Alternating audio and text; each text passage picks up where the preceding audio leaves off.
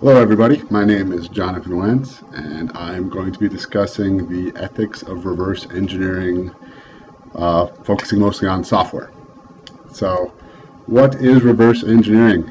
It is the process of analyzing or disassembling something to understand how it achieves its functionality.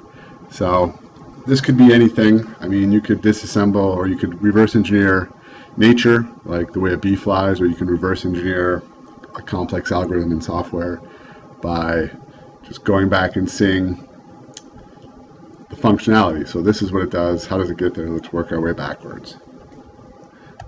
Why would you do it? There are a number of reasons. These are some of the main ones, but there are others. First off, for education, just to improve your knowledge about something you might want to, people might be called tinkerers. They take stuff apart to see how it's operating. Another one would be for investigation, either to, a lot of companies would do this for investigation if they were concerned that maybe another company had stolen some of their intellectual property, their code. They might take that competitor software and reverse engineer it to see if in fact they've used the same algorithms and process that they were using. Interoperability. If you have two systems that need to communicate together, you might need to reverse engineer them in order to get everything properly aligned. Product improvement, maintenance, and repair bugs. These all kind of go together. You can reverse engineer software, look back through it, find out if you're having problems, find the maintenance, find the flaws in your code, and then you can improve it and thereby make the code more robust and repair any bugs. Modernization. A lot of times with software, certainly the older stuff, there's a good chance you may have lost all of the documentation associated with it, and the only way to actually find out how it's working in order to update it would be to reverse engineer it.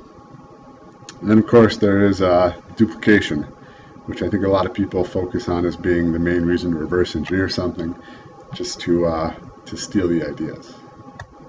The question is all of this ethical? A lot of people would argue against it. A lot of people feel reverse engineering is just a way to steal intellectual property. You reverse engineer an iPhone and you create a knockoff and you sell it for cheaper and you take a bunch of money away from the poor people of Apple. They'll argue against it would also say that it discourages investment into research and development. If people are free to take these ideas, then why should somebody spend all the money coming up with them and developing them themselves?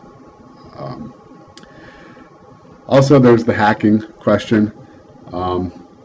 Reverse engineering is a great way to get in and find security flaws. So it allows people to break into systems and steal personal information and just cause general chaos. These are possible outcomes of reverse engineering, but there's also an argument for it being ethical. In general, it improves products. Most products get improved through just reverse engineering and slow gain in knowledge. So you can look at something and say, all right, it achieves this, but it could achieve this a little bit better. And slowly as you're improving these products, you start to advance all of the technology involved with it. And then as you advance technology, you improve the products and you start to increase the accessibility as the technology becomes more readily available to everybody throughout the world.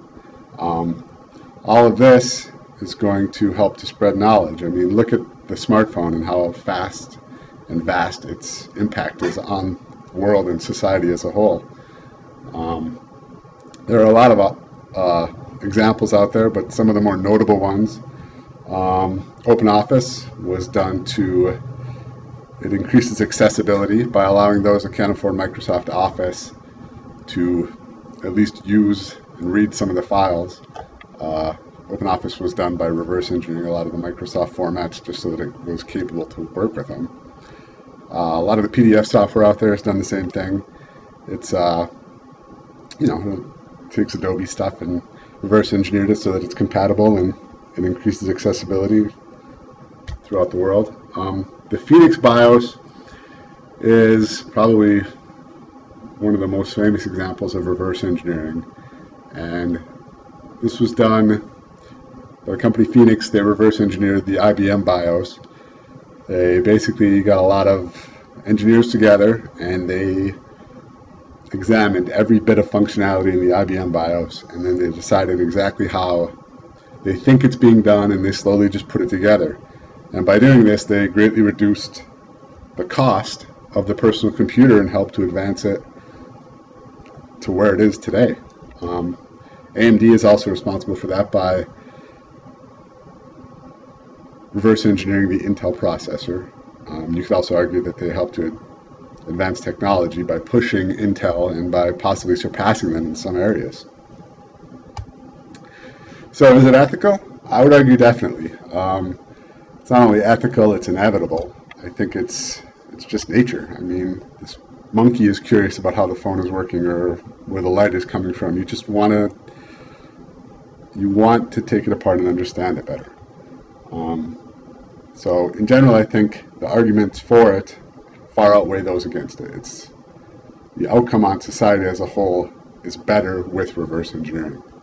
And the arguments against it are, for intellectual property, you could almost argue that the defense of intellectual property can be associated with negatively with greed and with selfishness, because you're trying to protect your personal recognition possibly, or your financial return.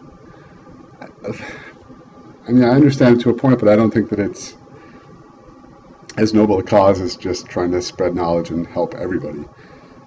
Hacking. All right, hacking actually helps to improve the software by pointing out the flaws in it, and with each flaw found, the software gets repaired and becomes stronger. So I think the arguments against it are not nearly as strong as those for it.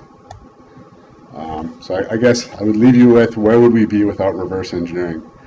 I struggle to think of an example where reverse engineering doesn't play some impact. I look at a caveman with a club, and I think he probably saw somebody with a stick and thought, I could get more force out of a club. So I don't know where we would be, but I guess I'm curious to find out what everybody else thinks about it. Thank you, and good night.